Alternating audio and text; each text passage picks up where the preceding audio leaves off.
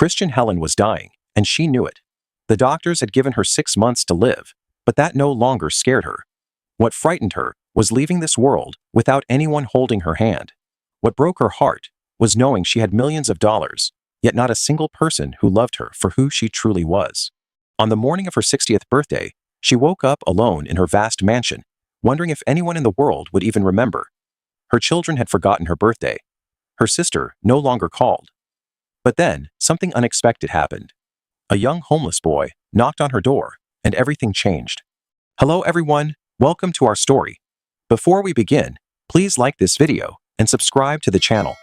Also, let us know in the comments where you are watching from. She had everything, but she had no one.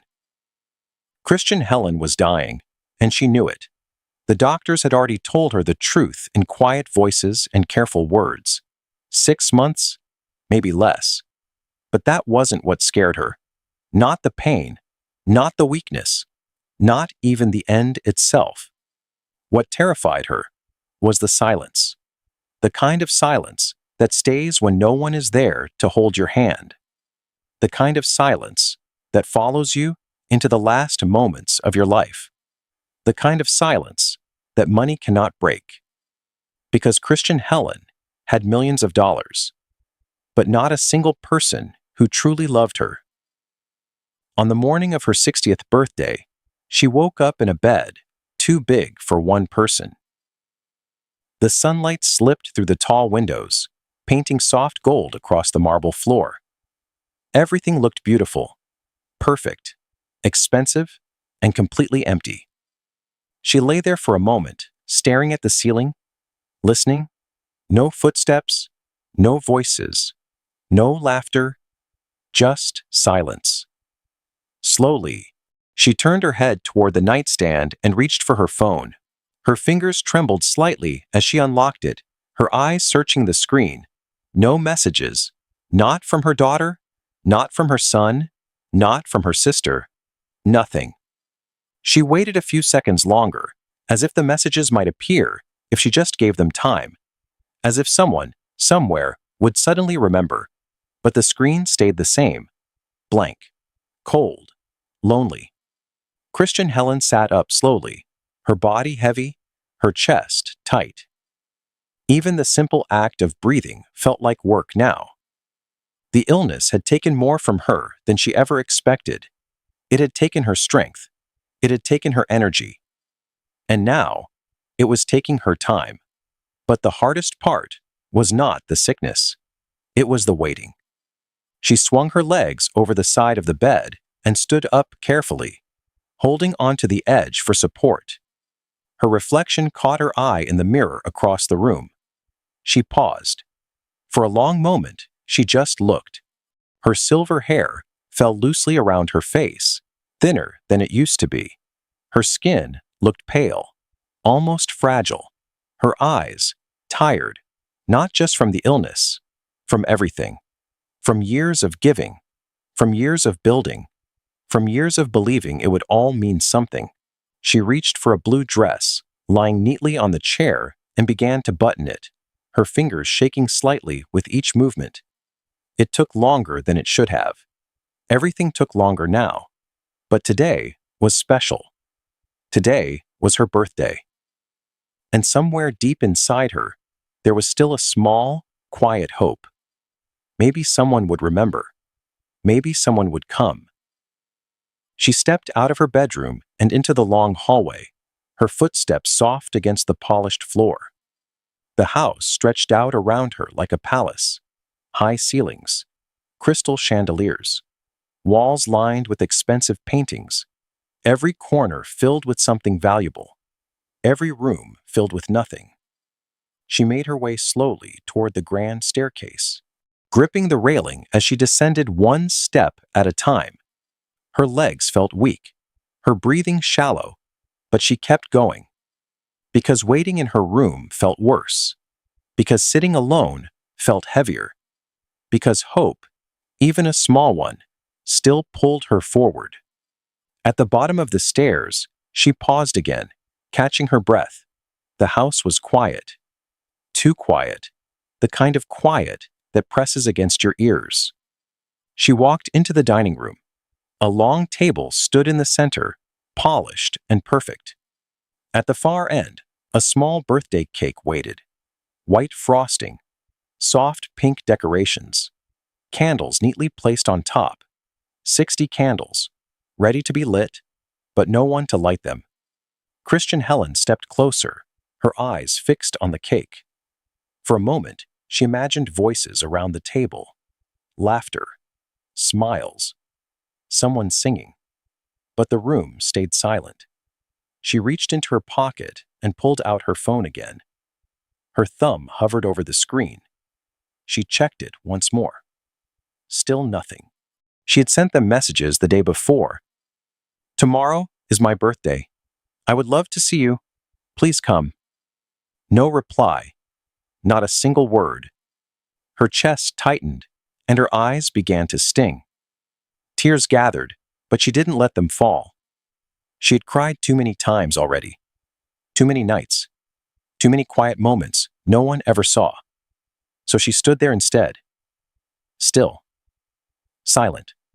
Holding it in. Then slowly, she turned away from the table and walked toward the large window in the living room. Outside, the world moved on like nothing was wrong. Cars passed by. People walked down the street. A mother held her child's hand. A man laughed into his phone. Everyone had somewhere to go. Everyone had someone waiting. Christian Helen placed her hand gently against the cool glass and watched them. Watched their lives. Watched their connections. Watched their happiness. And in a voice so soft it almost disappeared into the silence, she whispered, "I have everything." She paused, her breath catching. "So why do I feel like I have nothing?" She hadn't always been alone. There was a time when the house was full, not just with furniture or expensive things, but with voices, small footsteps running across the floor, laughter echoing through the halls, warm hands reaching for hers.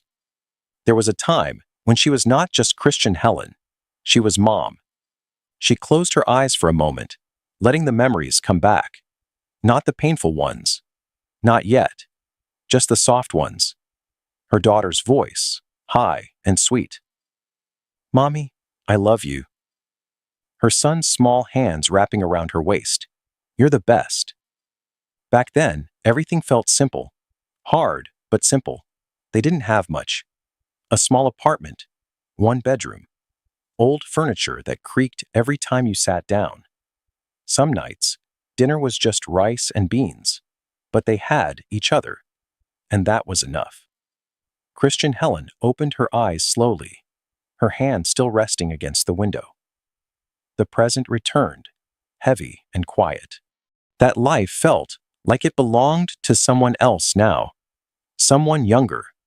Someone hopeful. Someone who still believed that love would last. She turned away from the glass and walked slowly back into the living room. Her eyes drifted across the space, landing on the expensive furniture, the perfect decorations, the things she'd worked her whole life to build. She remembered the beginning, the long days, the sleepless nights, the sacrifices no one ever saw. She'd started with nothing, no connections, no safety net, just an idea and a stubborn heart that refused to give up. She sold her first pieces of furniture from a tiny workshop. She worked with her hands until they hurt. She made deals when no one believed in her. She failed, more than once. But she kept going, for her children. Everything was for them. Better schools, better clothes, a better future. She wanted them to have what she never did. And she gave it to them. She gave them everything. Her daughter, Janet, grew up surrounded by comfort, beautiful clothes, the best education, opportunities Christian Helen never even dreamed of when she was young. At first, Janet stayed close. She called every day. "Mom, I miss you. Mom, guess what happened today?" But slowly, something changed. The calls became shorter. Then, less frequent. Then different. Mom, I need some money. Mom, can you help me with something? The warmth faded. The connection thinned. Now, Janet only called when she needed something. A new car, a vacation, designer bags and shoes. And even then, her voice sounded distracted, distant, like she was already thinking about something else. Christian Helen swallowed slowly, her throat tight. Her son, Jacob, was worse. Much worse. He didn't ask. He took. Money from her business account. Thousands at a time. Gone without a word. Spent on parties, on friends, on nights that blurred together into nothing. When she tried to talk to him, to explain, to guide him, he didn't listen. He didn't care. It's my inheritance anyway, he had said once, his voice cold and sharp. The memory hit her like a knife. Why do I have to wait until you're dead? Christian Helen closed her eyes tightly, her hand pressing against her chest as if she could hold the pain in place. Those words had never left her. They stayed with her. In the quiet, in the dark, in moments just like this. She opened her eyes again, but the room looked different now, heavier, colder. And then there was Vivian, her sister. They had grown up together, side by side, in that same small room, sharing the same worn blanket, dreaming the same dreams. They used to promise each other something. No matter what happened, they would stay together, always. And for a while, they did. When Christian Helen found success, she didn't forget. She helped Vivian. She paid for her house, sent her money every month, made sure she never struggled the way they once had. She thought that was what family meant, taking care of each other. But somewhere along the way, gratitude turned into expectation. Expectation turned into entitlement. And love disappeared. Now Vivian only smiled when she wanted something, only called when she needed help, and every time she left, she took a little more than she gave. Christian Helen slowly walked back toward the dining room, her steps heavier now. She stopped beside the table again, her eyes falling back onto the birthday cake. 60 candles, still untouched. She reached out, her fingers brushing lightly against the edge of the table. She had spent her whole life building something. A business, a name, a legacy. But standing there, in that quiet room, she realized something that hurt more than the illness, more than the weakness, more than the time she was losing. She had built everything, except the one thing that mattered. Love. Her voice came out as a whisper, barely louder than the silence around her. I gave them everything. She paused, her hand trembling slightly. So why did they give me nothing back? The morning slowly turned into afternoon, and the house stayed quiet. Christian Helen sat in her favorite chair by the window, her hands resting gently on her lap. The cushion beneath her was soft, expensive, perfectly made. But it did nothing to ease the heaviness in her chest. She watched the street again. People passed by, without noticing the woman behind the glass. A young couple walked hand in hand, laughing about something small. A child rode past on a bicycle, his voice bright and full of life. A woman pushed a stroller, humming softly to her baby. Life was happening, just not for her. She leaned her head back and closed her eyes for a moment. The silence wrapped around her again, thick and suffocating. She waited. Maybe a call would come. Maybe a message would appear. Maybe someone would remember. Her phone sat on the small table beside her. She reached for it again, slower this time, almost afraid of what she already knew she would see. Nothing. No missed calls, no new messages, no signs that she mattered to anyone. She let the phone rest in her hands for a few seconds longer, as if holding it might change something, as if waiting just a little more could bring something back, but it didn't. She placed it down carefully and stared ahead. "I'll just wait a little longer," she whispered to herself, because what else could she do? Time moved quietly.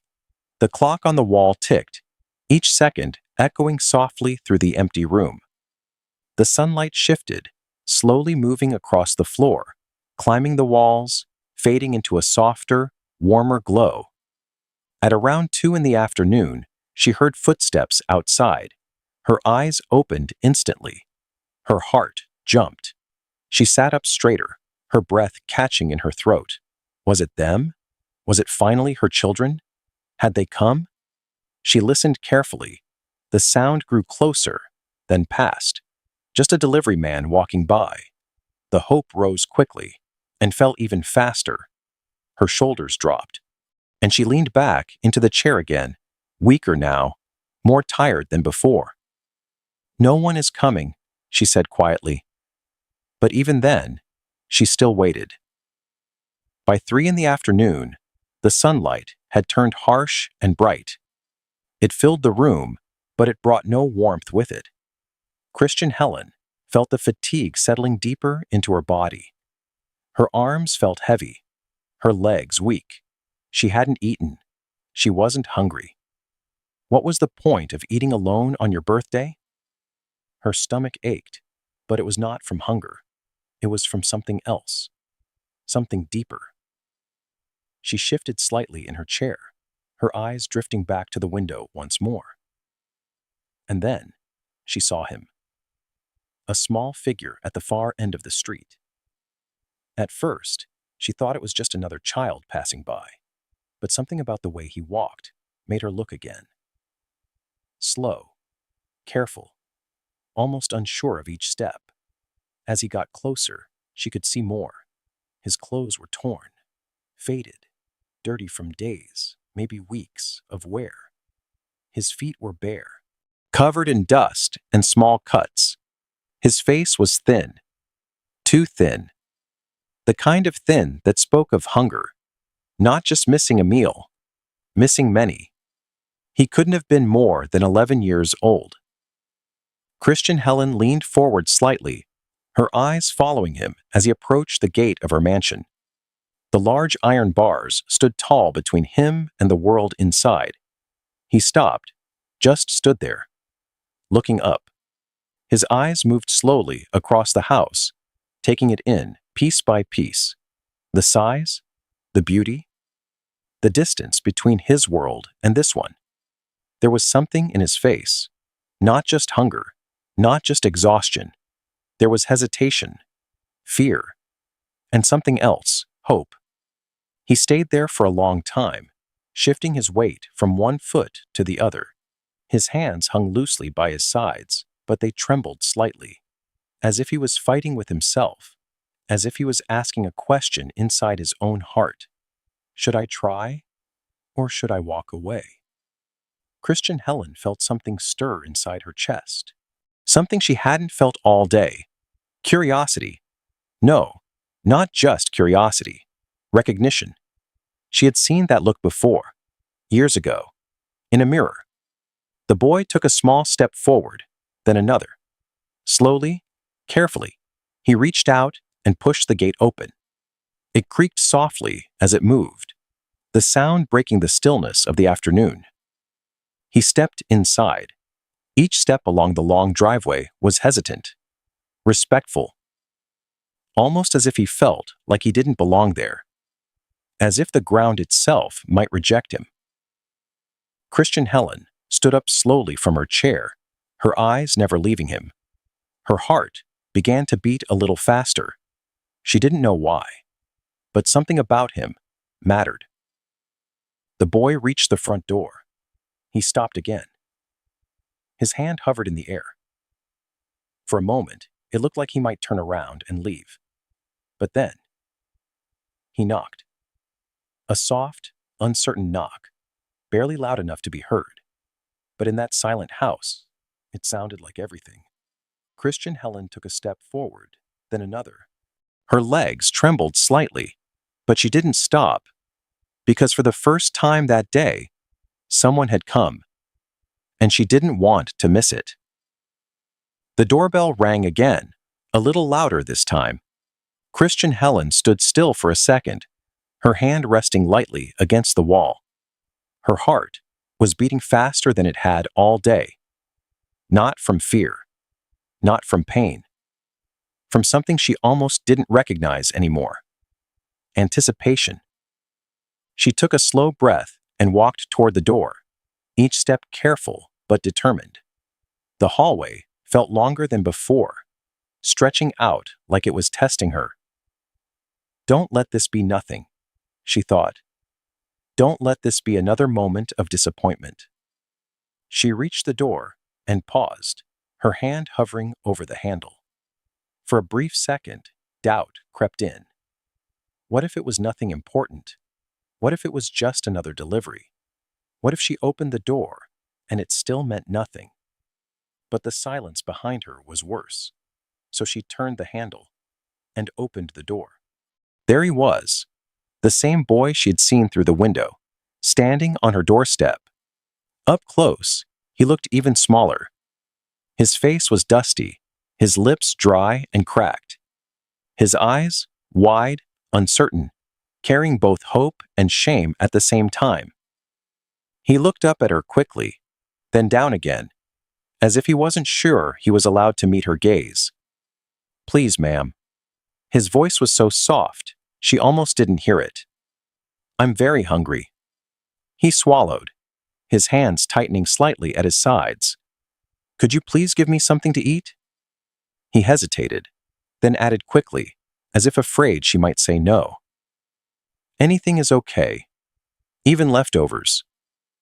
Christian Helen didn't answer right away. She just looked at him. Really looked at him. At the dirt on his feet. At the thinness of his arms. At the way he stood, like he was ready to run if she raised her voice. And something inside her shifted. All day, she had been waiting. Waiting for someone to knock. Waiting for someone to remember. Waiting for someone to care. And now, someone was standing right in front of her. Not to celebrate her, not to bring her gifts, but asking for help. For the first time that day, she felt needed. A small, real smile appeared on her face. "What's your name, child?" she asked gently. The boy looked up again, surprised by the softness in her voice. "Francis, ma'am," he replied, almost in a whisper. Christian Helen nodded slowly, her smile growing warmer. "Well, Francis, today is my birthday." The boy blinked, confused. "Your birthday?" "Yes," she said, her eyes soft, but bright for the first time all day. "And you know something?" She stepped back and opened the door wider. "You're the first person who showed up." Francis froze. His eyes widened, his body going still as if he didn't understand what he was hearing. "You? You mean me?" he asked.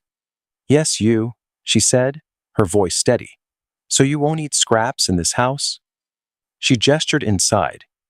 "You will sit at my table like an honored guest." Francis stared at her, his mouth slightly open. "Really?" There was disbelief in his voice, not doubt, not suspicion, just pure disbelief. "Really?" Christian Helen said. For a moment, neither of them moved. Then she added softly, "Come in, Francis." He looked down at his feet, shifting slightly. "But ma'am," he hesitated, his voice trembling a little. "I'm dirty. I'll mess up your house." Christian Helen's heart tightened at those words. This boy, who had nothing, was worried about ruining something. Her own children had never worried about that. They broke things, stained things, took things, and never said sorry. She bent slightly, just enough to meet his eyes.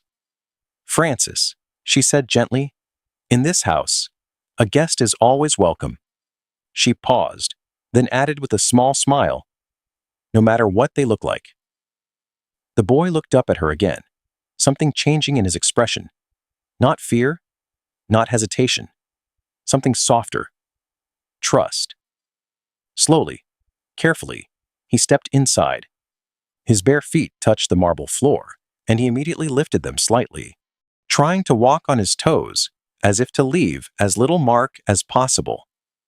Christian Helen watched him, her chest filling with a strange, warm feeling. It had been a long time since she had seen someone treat her home with that kind of respect. "Wait here," she said gently. Francis nodded quickly, standing near the entrance, his eyes moving around in quiet amazement. The house must have looked like another world to him. The shining floors, the tall ceilings, the chandelier above, sparkling like a sky full of stars.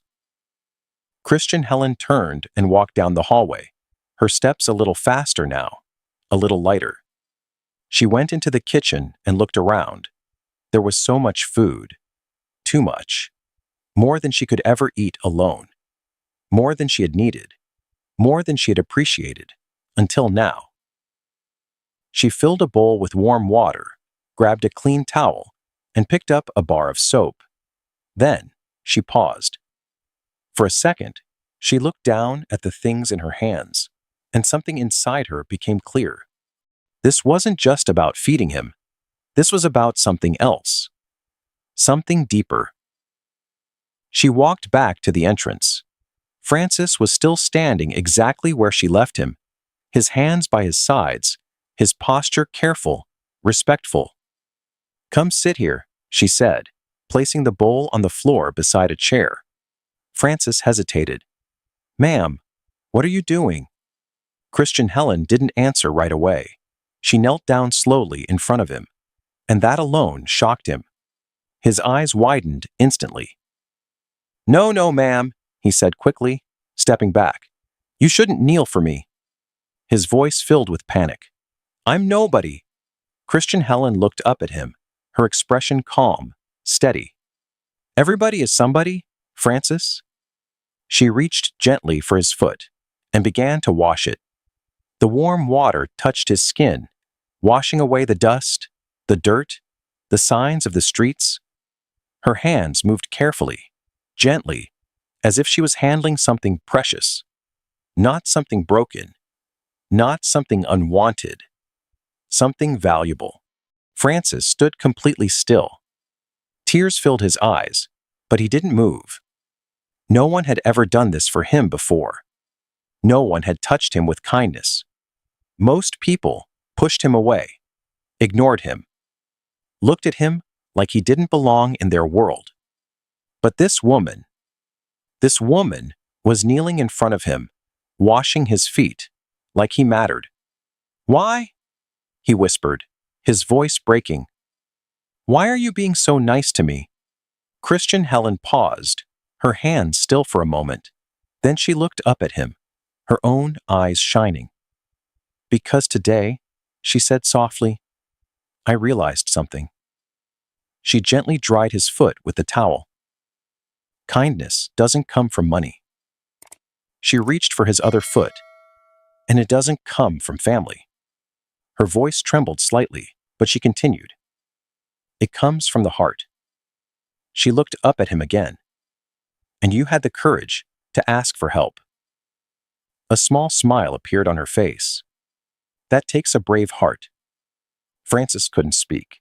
He just stood there, tears slipping quietly down his face.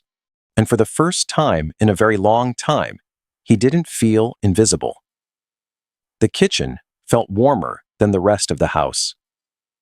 Christian Helen led Francis inside, her steps slow but steady, while he followed carefully behind her, trying not to touch anything he didn't have to.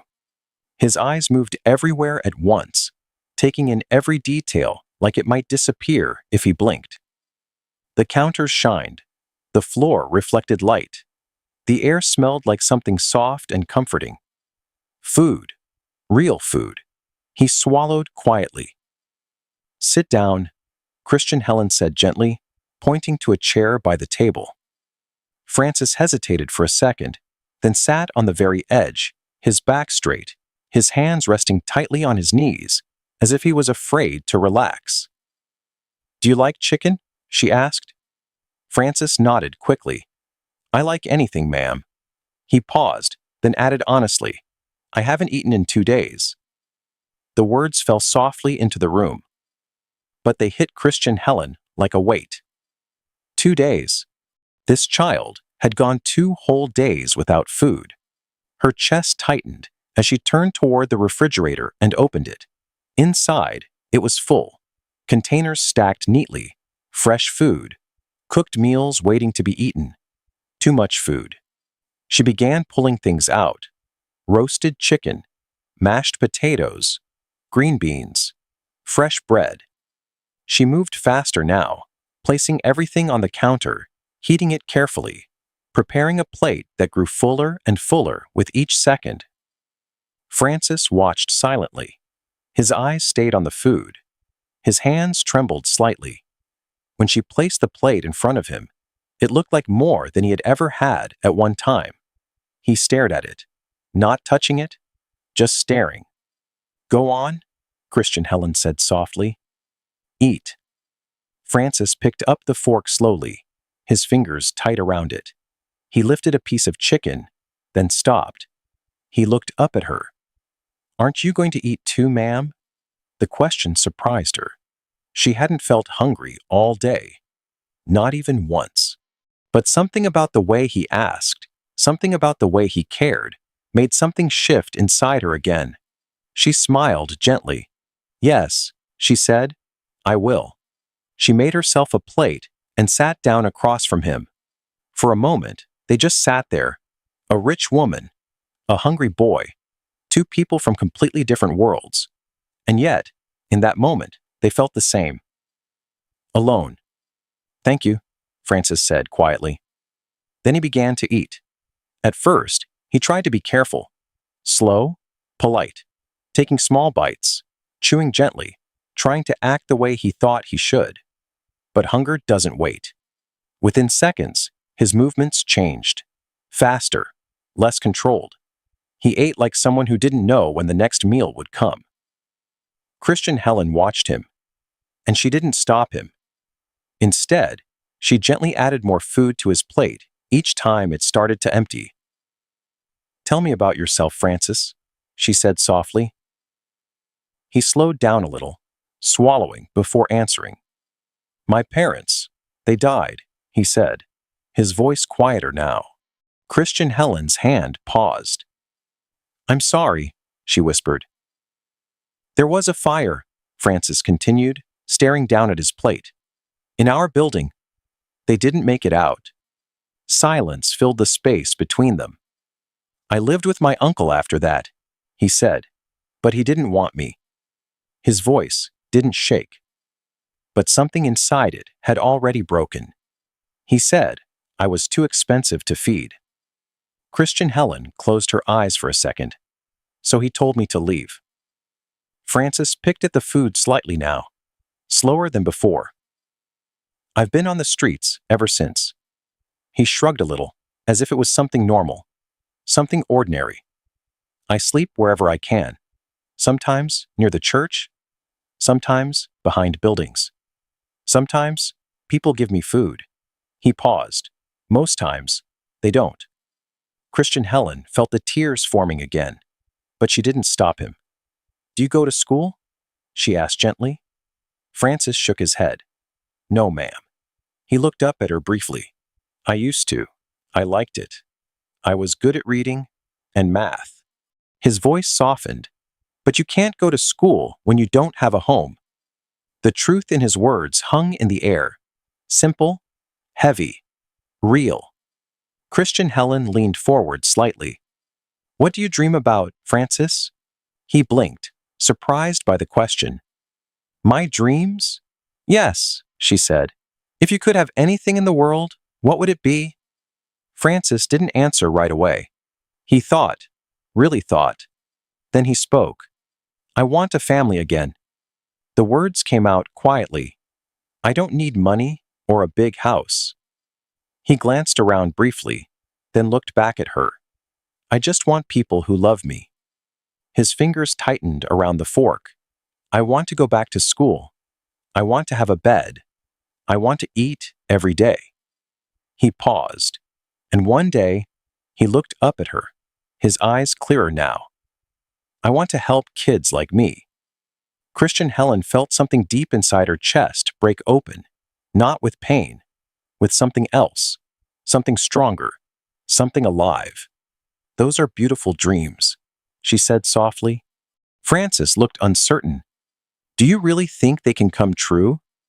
Christian Helen nodded slowly. I know they can. For the first time, she meant it, not for herself, but for him. She stood up and walked to the counter, then carefully brought the birthday cake to the table. The candles were still untouched. Francis, she said gently, would you like to help me celebrate? His eyes widened. Me? Yes, she smiled. You're my guest. She placed the cake between them and began lighting the candles one by one.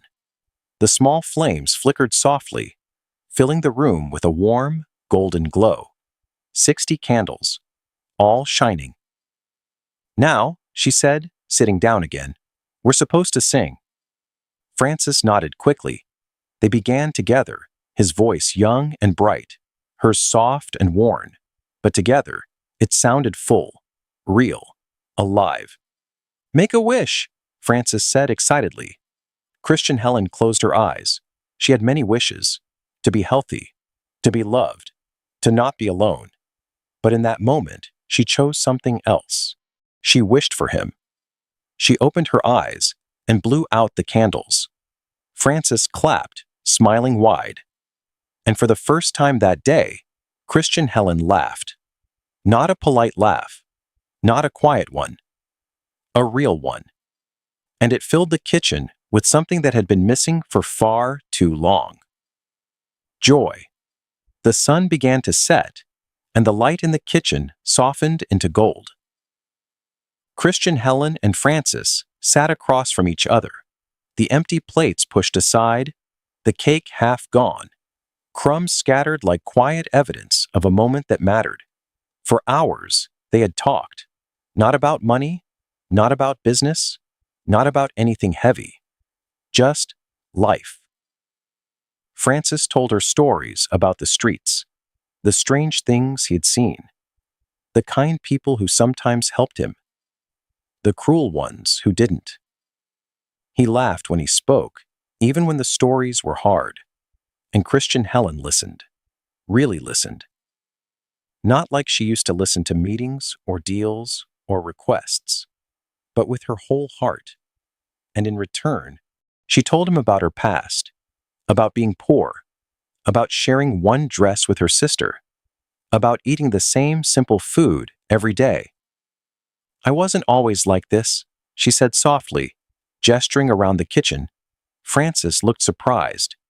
You were poor too? Very poor, she smiled. But I had dreams. She leaned forward slightly. And I didn't give up. Francis's eyes lit up. That's why you're rich now. Christian Helen laughed gently. Maybe. He shook his head quickly. No, you're like a superhero. She laughed again, louder this time. I'm no superhero, Francis. Yes, you are, he said, serious now. You kept going. The words landed softly, but they stayed. For a moment, neither of them spoke. Then Francis looked down at his hands. I pray every night, he said quietly. Christian Helen tilted her head slightly. You do? He nodded. Even on the streets. He looked up at her. I believe there's a plan. Christian Helen felt something shift inside her again. This boy, with nothing, still believed, still hoped, still trusted. I think you're right, she said gently. The room grew quieter as the light outside faded further. Shadows stretched across the floor. The day was ending. Francis stood slowly from his chair. I should go, he said. Christian Helen's smile faded just a little. So soon? He nodded. There's a place near the library, a vent that blows warm air. He said it casually, as if it was normal, as if it was enough. Christian Helen's chest tightened again. She imagined him out there, cold pavement, dark streets, no one watching over him, not tonight, Not after everything. Francis, she said carefully. He turned back toward her. How would you like to stay here tonight? He froze. Completely. In your house? Yes. His eyes widened. Are you sure? Christian Helen nodded. I have many rooms, all empty. She paused. You don't have to sleep outside tonight.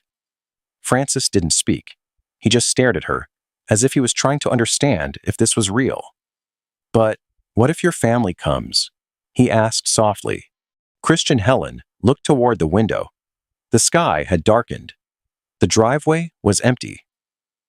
They didn't come today, she said quietly. And I don't think they will. Francis frowned slightly. But it's your birthday. She smiled, but it was a sad one. Sometimes people forget what matters. He thought about that for a moment. If you were my family, he said slowly, I would never forget you. The words were simple, but they hit deeper than anything else that day. Christian Helen felt her eyes fill again. This boy understood something her own children didn't. Thank you, Francis, she whispered. She stood up carefully. Come, she said. I'll show you your room. They walked together up the grand staircase. Francis's bare feet sank slightly into the soft carpet, his steps slow, almost careful, like he didn't want to disturb anything. At the top, she led him into one of the bedrooms. It was large, too large for one person. A bed with thick blankets, soft pillows, a window overlooking the garden. Francis stepped inside slowly, turning in a small circle as he looked around. I've never seen a room like this, he whispered. Christian Helen smiled gently. Well, tonight, it's yours? His eyes moved toward the bathroom. There's a shower, she said. Hot water. He looked back at her quickly. Really? Yes. And I'll find you some clean clothes. He nodded slowly. Thank you, ma'am. Call me Helen, she said softly. He hesitated. Thank you, Helen. After she left, Francis stood in the middle of the room for a long time. He touched the bed, the sheets, the walls, as if he was afraid they might disappear. Then he walked into the bathroom and turned on the shower. Steam filled the room. Warm water poured down. He stepped under it and closed his eyes. For the first time in years, he felt clean. He scrubbed his skin carefully, watching the dirt wash away. Watching the past few days, weeks, maybe even years fade down the drain. When he came out, there were clothes waiting on the bed, clean, soft. He put them on slowly. They were too big, but they were warm. He looked at himself in the mirror. He didn't look like a street boy anymore. Not completely. He climbed into the bed, pulling the blanket over himself. It was soft. Too soft. He closed his eyes. Thank you, he whispered quietly. I'll never forget this. Downstairs, Christian Helen sat alone again. But it didn't feel the same. The house was still quiet, still large, still full of things. But something had changed. Upstairs, someone was sleeping. Safe. Warm. Not alone. And for the first time in a very long time, neither was she. She picked up her phone one last time. Still no messages, still no calls. But this time, she smiled, because somewhere in the house, someone had shown up, and that was enough. The sound of tires on the driveway broke the quiet. Christian Helen looked up from her chair, her heart skipping once, then again. Headlights swept across the walls, bright and sudden. A car door slammed, then another. Voices, familiar, loud, careless. Her breath caught. They came. She pushed herself up, one hand gripping the armrest, the other steadying against the table. Her legs felt weak, but she moved anyway. Hope rose quickly, sharp and fragile. Footsteps approached. The front door opened without a knock. Surprise? The word echoed through the hallway, bright but empty. Janet stepped in first, heels clicking against the marble, a polished smile already fading. Behind her came Jacob, phone in hand, eyes down. Vivian followed last, holding a small gift bag, her expression practiced, almost kind. "Happy birthday, Mom," Janet said, leaning in for a quick hug that barely touched. "Sorry we're late. My appointment ran long." "Yeah, happy birthday," Jacob added, not looking up. "Busy day?" Vivian handed over the bag. "Life gets hectic. You know how it is." Christian Helen held the bag without opening it. It was evening now. The day had already passed. She studied their faces. Perfect hair, expensive clothes, clean hands. No rush in their eyes to find her earlier. No sign they had worried. "I waited," she said quietly. Janet waved a hand. "But we're here now. Let's celebrate." Jacob walked past her into the living room and dropped onto the couch like he owned it. "This place is huge, Mom. You should think about downsizing." Vivian set a small box on the table. "I brought cookies. Not much, but things have been tight. Maybe you could help me out later this week." There it was. So fast. So easy. Christian Helen felt something inside her settle. Not surprise. Recognition. "Let's have cake," Janet said, already moving toward the kitchen. "You did make one, right?" They followed her in. The cake sat on the counter, half gone. Janet stopped. "Why is there only half left?" She turned, brows raised. "Did you eat your birthday cake alone?" Christian Helen shook her head slowly. "I shared it." "With who?" Jacob asked, finally looking up. Before she could answer, a soft sound came from upstairs. A door opening. Small footsteps. Francis appeared at the top of the stairs, rubbing his eyes, his hair still slightly damp, the oversized shirt hanging off his shoulders. He froze when he saw them. They stared back. Silence. Then Janet's voice, sharp and cold. "Who is that?" "That is my guest," Christian Helen said, her voice steady. "His name is Francis." "Your guest?" Jacob stood up, a short, harsh laugh leaving his mouth. "Mom, that's a street kid." "This is my house," she replied, a strength rising she hadn't felt in years. "And he is welcome here." Vivian stepped closer, her eyes narrowing as she looked Francis up and down. "Helen, have you lost your mind? You can't just bring someone like that into your home." "He needed help," Christian Helen said. "So I helped him." "A good boy?" Jacob scoffed, already moving toward the stairs. "He's a thief, waiting for a chance." "I didn't steal anything," Francis said, his voice small but clear.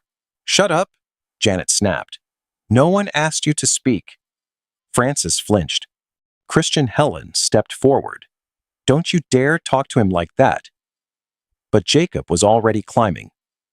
"Get out," he said, grabbing Francis's arm. "Now." "Jacob, stop," Christian Helen called, but her voice sounded far away, thin against the force of his anger. Francis cried out as his arm was pulled. "Please, you're hurting me."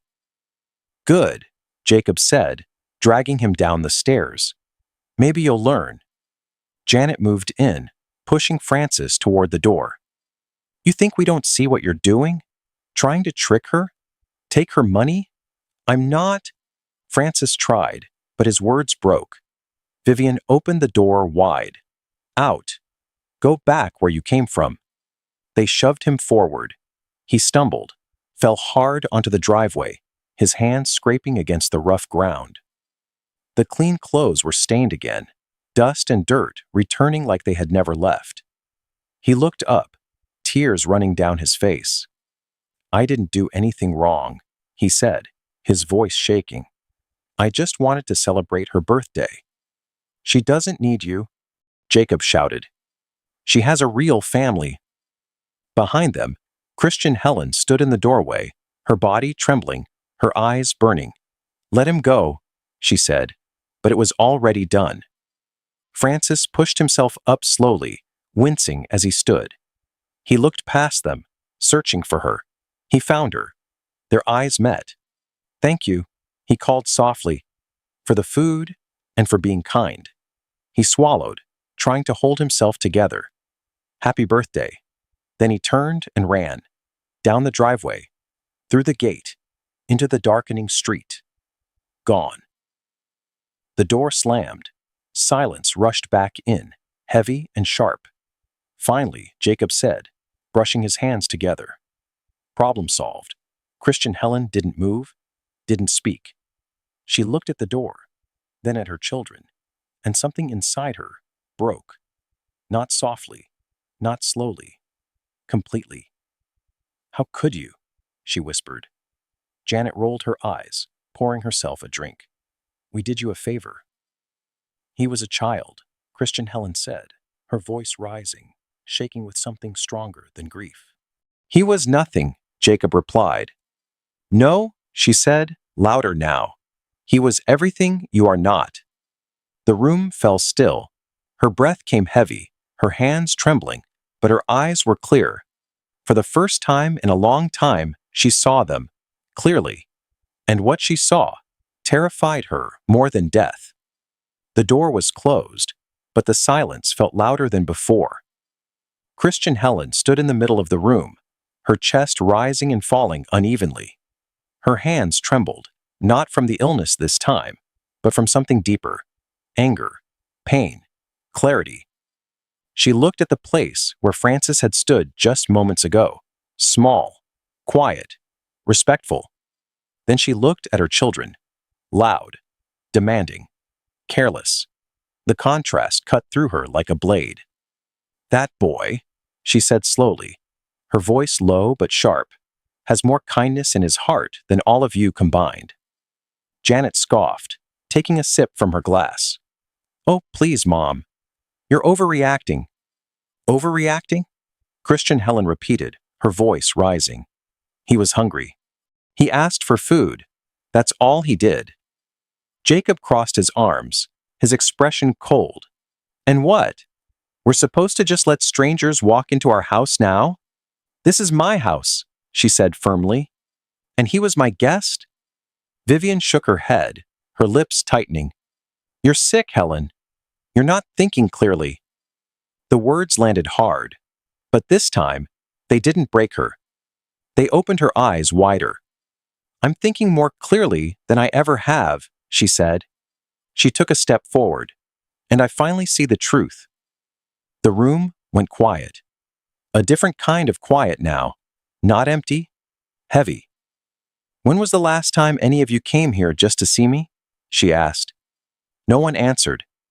"When was the last time you called me, just to ask how I am?" Silence. "When was the last time you did anything for me without expecting something in return?" Janet shifted slightly, avoiding her gaze. Jacob looked away. Vivian said nothing. That was the answer. Christian Helen nodded slowly, as if confirming something she had known deep down but never fully accepted. "You didn't come today because you love me," she said. "You came because you felt guilty, or because you want something." "That's not fair," Janet said quickly, but her voice lacked strength. "Isn't it?" Christian Helen asked. She pointed toward the door. That boy had nothing. She paused. No home, no food, no family.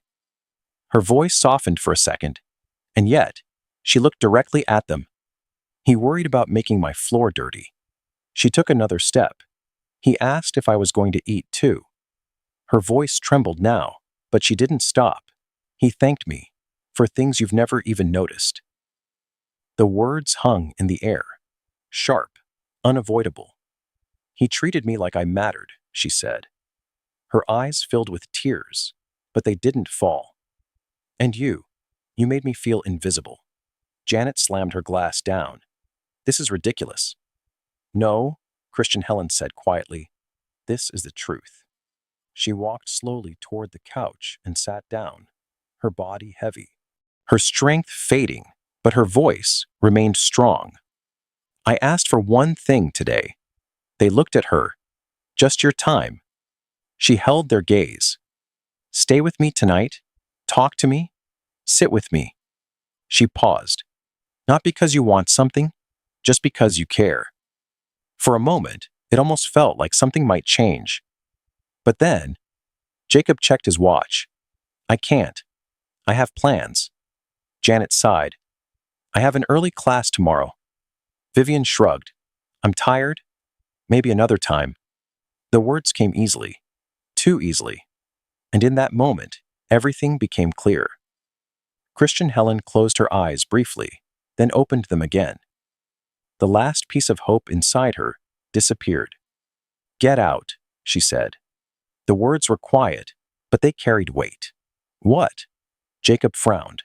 Get out of my house, she repeated, louder this time. Janet laughed nervously. Mom, don't be dramatic. I said get out. Her voice rose, echoing through the room, stronger than they had ever heard it. All three of them froze.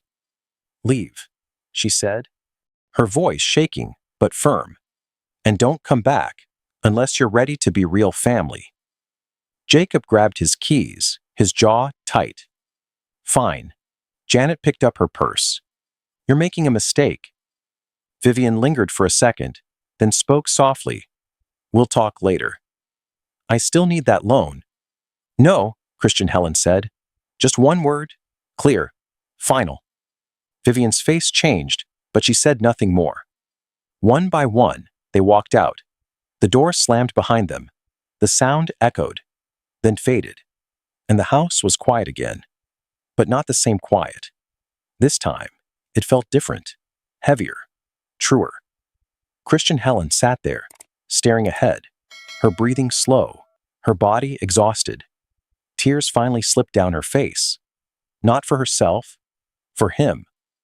For the boy who had been pushed, insulted, thrown out like he meant nothing.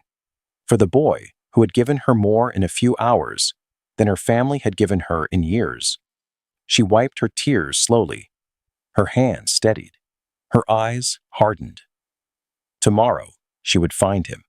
She would fix this. She would make it right. Because now, she understood something she had been blind to for too long. Family is not about blood. It is about who shows up. And today, only one person did. The night passed, but Christian Helen did not sleep. She sat by the window for hours, watching the darkness stretch across the sky, her thoughts moving in circles she could no longer ignore. Every moment replayed in her mind. Francis at the door. Francis at the table. Francis smiling as he sang. Francis being pushed, thrown, hurt. Her hands tightened. She had seen it. She had allowed it to happen. And that truth sat heavy inside her chest. I won't let that be the end, she whispered. When the first light of morning touched the sky, she was already moving. Slowly, carefully, but with purpose. She stepped outside for the first time that day, the cool air brushing against her skin. The driveway looked empty now, quiet, as if nothing had happened there. But she knew better. She followed the path to the gate, her eyes scanning the street. Nothing. No sign of him. A part of her felt fear. What if she couldn't find him? What if he never came back? What if that one chance was gone? She stepped forward anyway, because she had already made her decision. And this time, she would not wait. Francis sat curled up behind the library, his back pressed against the wall, his arms wrapped around his knees. The warm air from the vent blew softly beside him, but it didn't feel warm. Not anymore. His hands stung from where they had scraped the ground. The clothes she had given him were dirty again. The comfort from the night before felt like something distant, something unreal, like a dream that ended too soon. He closed his eyes and saw her face, her smile, her voice, her kindness. For a few hours, he had felt different, not like a street boy, not like someone people pushed away. He had felt seen. He had felt important. His chest tightened. They were right.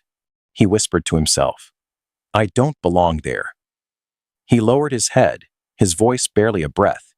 People like me don't get things like that. He stayed there for a long time, silent, still, until something inside him shifted. A thought, a simple one. What if she needed help?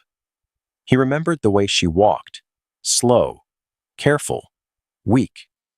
He remembered the way her hands trembled. He remembered the sadness in her eyes before he even knocked. What if she was alone again? What if she was hurting? He looked up suddenly. His heart began to beat faster. She was kind to me, he said quietly, and she might need someone. He stood up. Slowly, his legs ached, but he didn't stop. Because this time, he wasn't going back for food. He wasn't going back for a bed. He was going back for her. Christian Helen sat in the garden behind her house, the sun warming her skin, her body weaker than the day before. She hadn't found him. Not yet. The search had taken more from her than she expected. Her breath was shallow, her strength fading. She leaned back in the chair, closing her eyes for a moment. Just a moment. But exhaustion pulled her deeper. The sunlight grew stronger. The air grew warmer. And without realizing it, she fell asleep. Francis reached the gate again. He stood there, just like the day before. But this time, he didn't hesitate as long. He pushed it open and walked in. The house looked the same. Big, quiet, still. But something felt different. He moved toward the back, his steps quicker now, his heart tight with worry. Then he saw her, lying in the chair, not moving. His breath caught. Mrs. Helen? No answer. He rushed forward. Mrs. Helen? Her eyes opened slowly, her face red from the sun, her breathing uneven. She looked confused at first. Then she saw him, and her expression changed. Francis, she whispered. You came back. He knelt beside her quickly. Your skin, it's burned, he said, his voice filled with concern. You've been in the sun too long. She tried to sit up, but winced in pain. I must have fallen asleep, she said weakly. I'm sorry, she added, her voice breaking slightly. For yesterday, for what they did to you. Francis shook his head quickly. It's not your fault. He looked at her, his expression serious now. You need help. Without waiting, he gently helped her sit up, placing her arm over his shoulder. She was light. Too light. They moved slowly back inside, each step careful. Once inside, he guided her to the couch. Do you have something for burns? He asked. She pointed weakly. Upstairs, bathroom. He ran, quick, focused. He returned with a towel and cream, his hand steady despite everything. He wet the towel and gently pressed it against her skin. She exhaled softly. That feels better.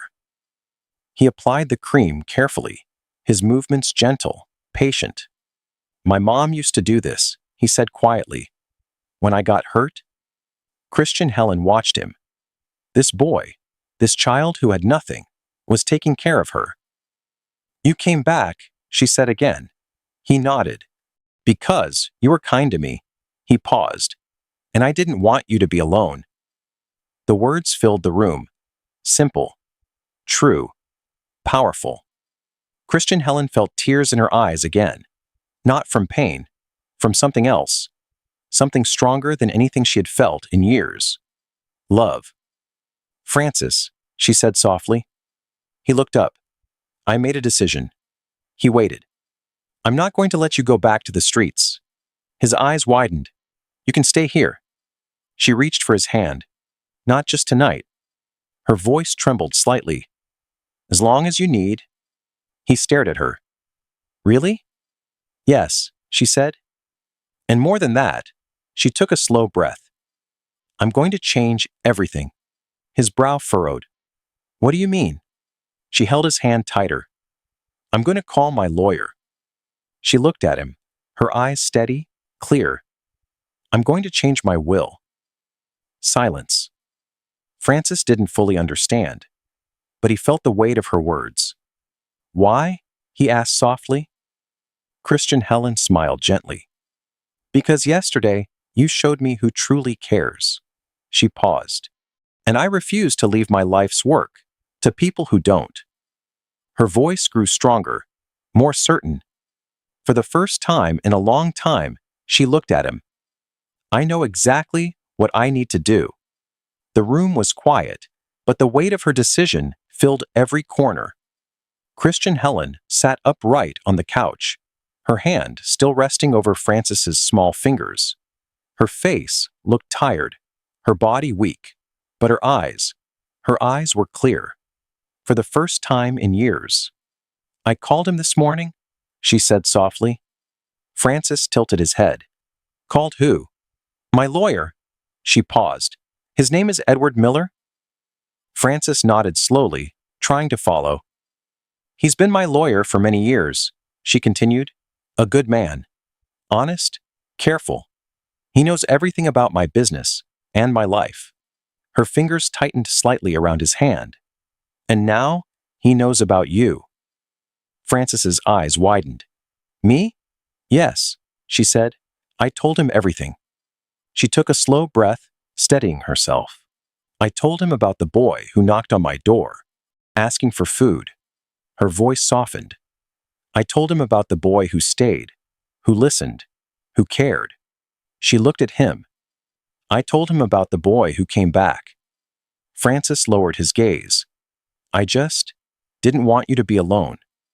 And that, she said gently, is exactly why you matter. Silence settled between them. Not empty, full. Do you know what a will is? She asked. Francis shook his head. No, ma'am. I mean, no, Helen. She smiled faintly at the correction. A will is a paper, she explained, that says what happens to everything I own after I'm gone. He listened carefully. The house, she continued. The business. The money. Everything. Francis nodded slowly. So you decide who gets it? Yes. And before, she hesitated for just a moment. Everything was going to my children. That part felt heavy. Even now. But I changed it, she said. Francis looked up quickly. You changed it? She nodded. I removed their names. The words hung in the air. Clear, final. And I gave it to someone else. Francis's chest tightened. Who? Christian Helen smiled. A real smile. You. Silence. Complete. Francis blinked. Then again. Me? Yes. His voice dropped to a whisper. But I'm nobody. The words came out naturally, like something he'd believed for a long time. Christian Helen's expression changed. Firm. You are not nobody. Her voice was stronger now. You are Francis. She leaned slightly closer. The kindest person I have met in years. His eyes filled slowly. But I don't need your money, he said. I didn't come here for that. I know, she replied. That's exactly why you deserve it. She placed her other hand over his. If you had asked me for money, I would have seen you differently. She shook her head gently. But you didn't. You asked for food. Her voice softened. And then, you gave me something much more valuable. Francis swallowed. What? Company? She said. Care? Love? Each word landed slowly, deeply. You gave me a reason to smile again, she added. His hands trembled slightly. But your children, he said quietly, they'll be angry. Christian Helen let out a slow breath.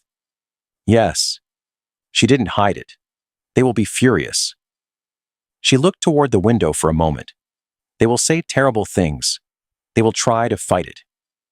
She turned back to him. But I made sure everything is legal. Her voice steadied again. Edward made sure of that. Francis looked unsure. What if they take it back? They won't, she said firmly. as long as you don't let them scare you. He nodded slowly, though fear still lingered in his eyes. She reached beside her and picked up a small envelope. I wrote this for you. He took it carefully. What is it? A letter, she said. Everything I want you to remember. She looked at it for a moment before continuing. How to live, how to make choices, how to use what I'm giving you, the right way.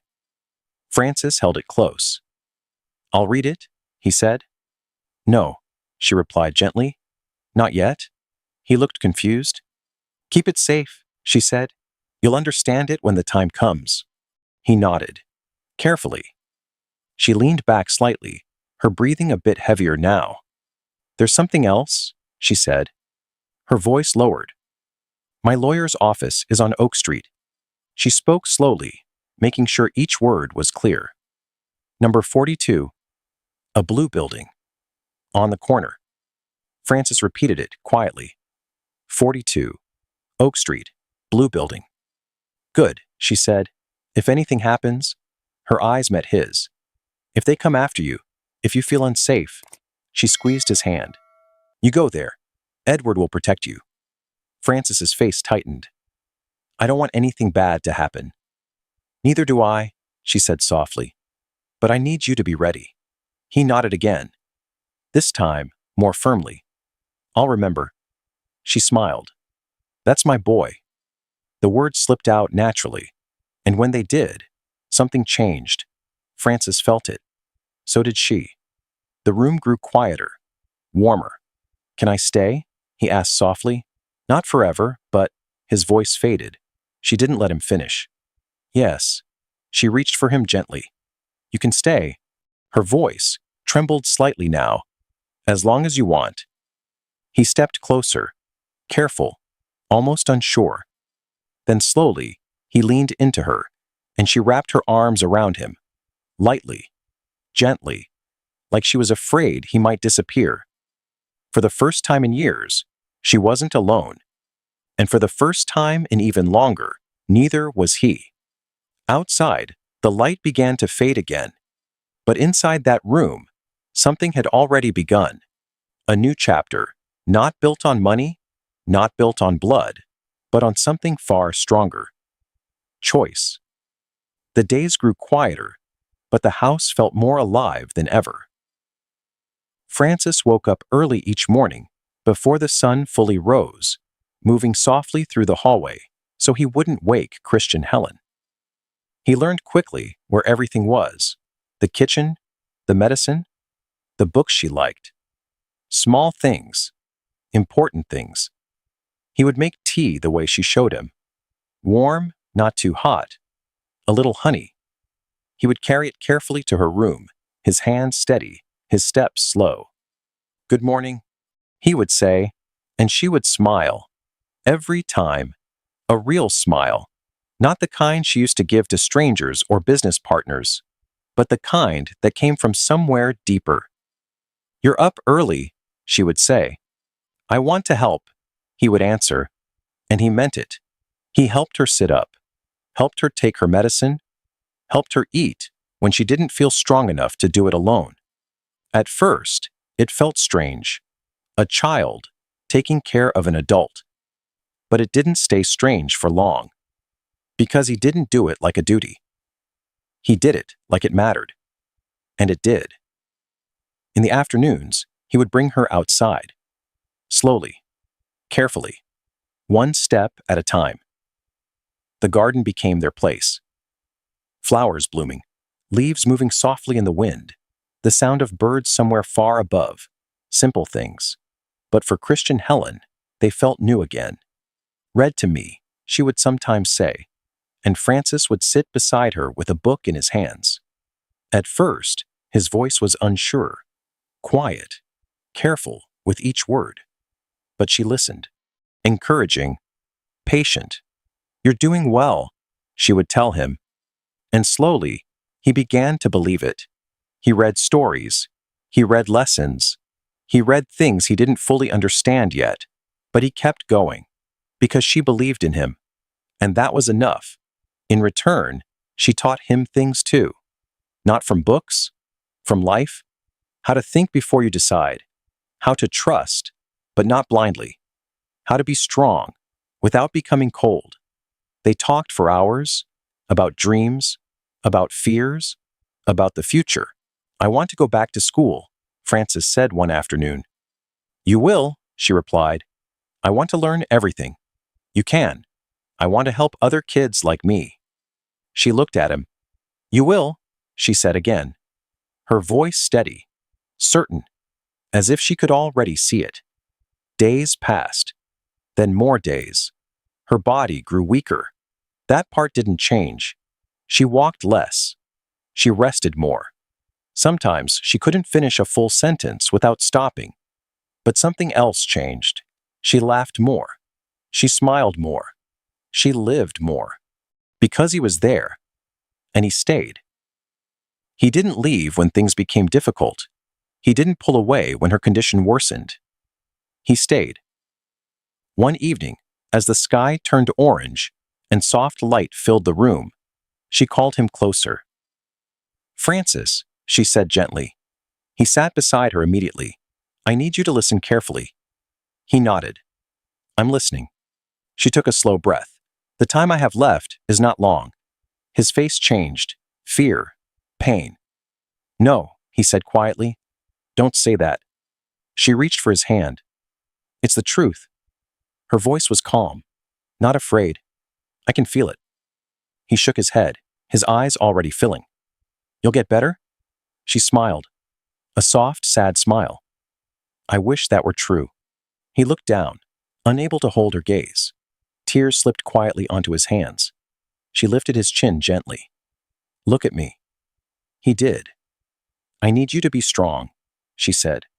"When I'm gone, you remember everything."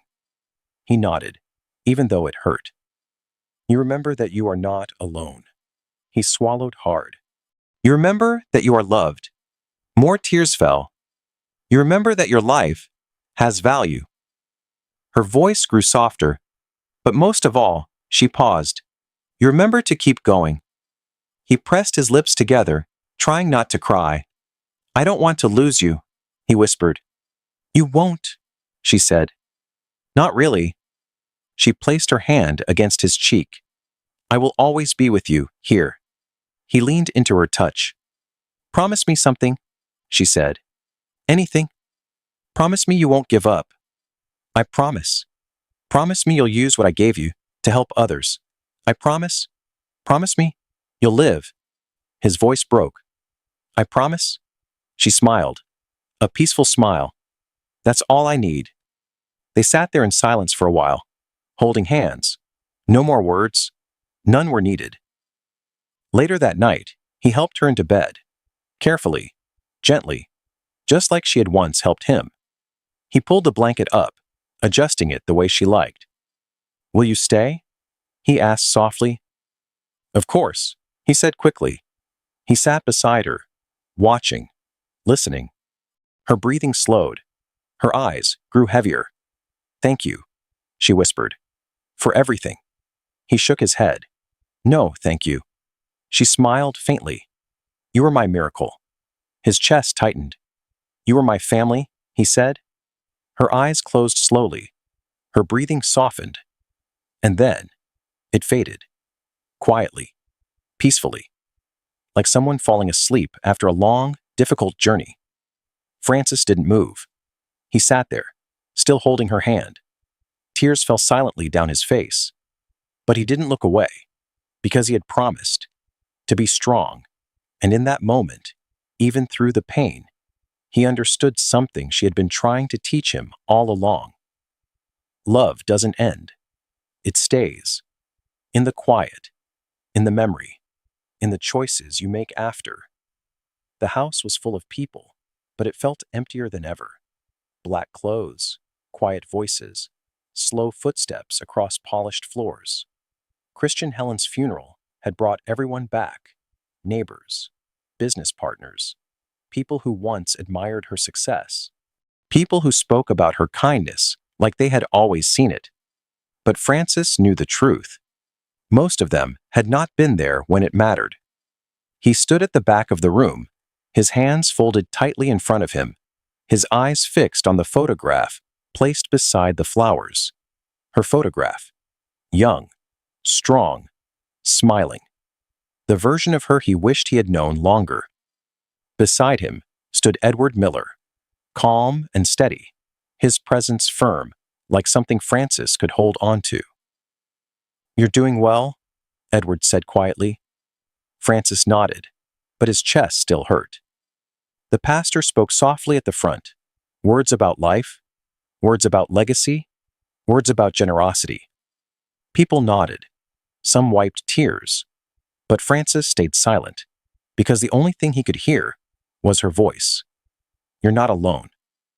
The service ended slowly. People stood, moved, whispered. One by one, they began to leave, but not all.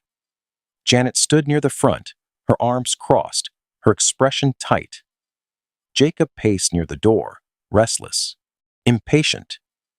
Vivian sat quietly, but her eyes moved constantly, calculating, watching, waiting. Frances felt it before anything was said. The shift, the tension. "Where is the will?" Janet asked suddenly, her voice cutting through the room. Edward stepped forward calmly. "The reading will take place at my office." "When?" Jacob snapped. "In a few days?" Vivian stood up slowly. "That's too long." Edward adjusted his glasses slightly. "It is the proper process."